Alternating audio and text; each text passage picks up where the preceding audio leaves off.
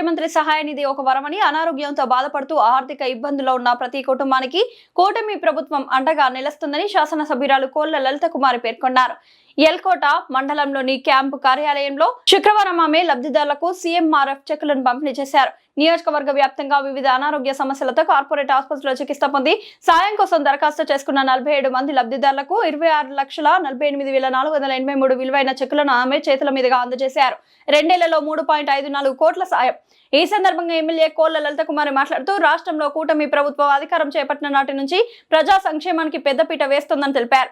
గత 2 ఏళ్ల కాలంలోని నియోజకవర్గ వ్యాప్తంగా అనారోగ్య బారిన పడిన ఎంతో మంది పేదలకు ముఖ్యమంత్రి సహాయ నిధి ద్వారా రికార్డు స్థాయిలో 3,54,10,525 ఆర్థిక లబ్ధి చేకూర్చామని వెల్లడించారు.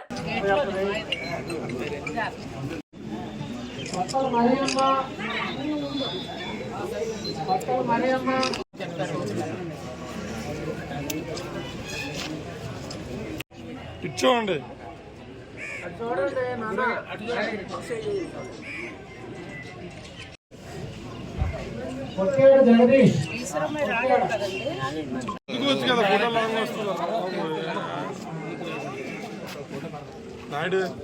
పేరు చెప్పకపోతే ముందు చేస్తారా రవి